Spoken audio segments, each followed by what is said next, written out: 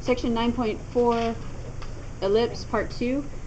Write an equation given some information about the ellipse. So you might be, there are two options.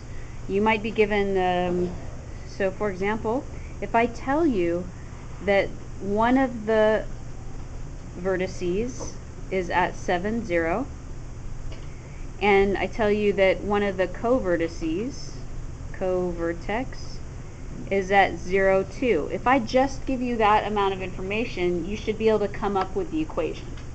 So we're going the other way. So let me show you, it's actually easier than you think. What's that? Yeah. So you start to graph this. You have to, it's so much more helpful to have a picture of what it looks like to start this. So this has to be, because you know your vocabulary, this has to be the major axis. So you know that 7, 0, it stretches along the x-axis. So you know that the longer distance is this way. The egg is laying down. So that's the longer distance, and you know that this is 7, 0. So you tell me then, what are the coordinates here? Assuming I drew this symmetrically, what are the coordinates? Yeah, negative 7, 0. I want you to draw and fill in this information so you can look at it. 0, 2, the point 0, 2 is on the minor axis. Because, how do you know? Because it says co-vertex.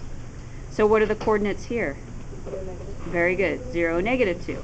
So you have all the information you need, because this distance right here is A, right? Is 7. So you know that A is 7, because A is always bigger. A is along the major axis, always. B is the smaller one, always. So B is going to be equal to 2, that distance. So we're ready to write our equation. We know it's horizontal, and so every time you could start with this template. It's x squared over some number plus y squared over some number equals 1. You have the formula sheet. You already know that. It's centered at 0, 0. So you start out by doing that. Now you just have to figure out what a squared and b squared are and write them in, and you're done. That's it. So does the bigger number go under the x or the y? The x. So that's basically a squared. So a squared goes right here, and b squared goes right here. So my final answer is x squared over 49 plus y squared over 4 equals 1. So you try this one, number 2.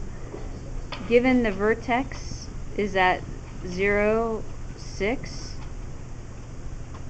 and the co-vertex is at negative 5, 0. Go ahead and find the equation.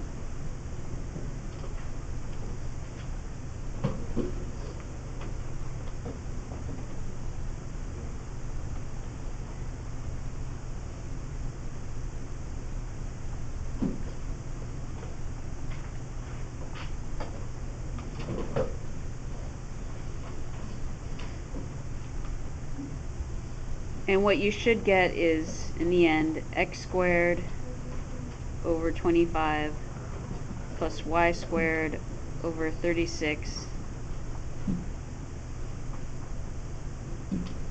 equals 1.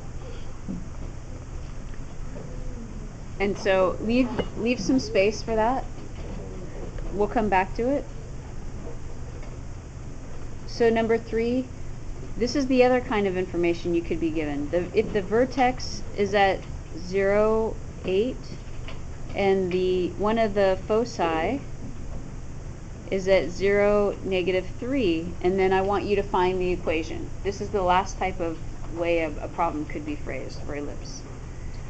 Okay, so a picture of what this looks like. If the vertex is at 0, 8, does it open along the x or y axis? Good, the y-axis. So you know that it goes this way. So this point, so the 0, 8 is here. And you know that this distance A is 8. We've already figured out a piece of the puzzle. We know that A is equal to 8 along the longer way. The focus is 0, -3, which is about right here. And you know this distance is c, so c is going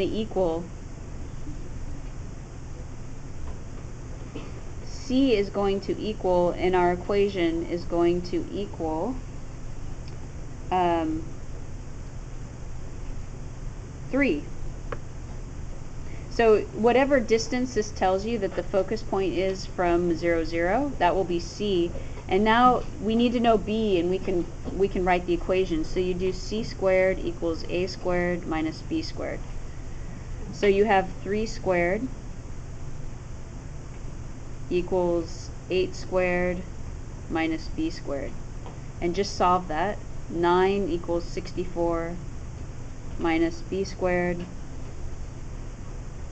You'll get b squared equals 55, and that's what you need. You need b squared. So our final equation is x squared over b squared is 55, that's the shorter way, plus y squared, the major axis, is that way, and a squared is 64 equals 1.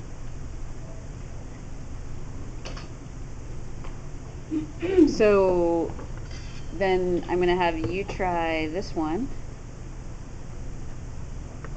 Let's say I tell you the vertex is at -5, 0, and the focus is 3, 0. Try that problem and make sure, don't go anywhere, okay, until you get the answer of x squared over 25 plus y squared over 16 equals 1.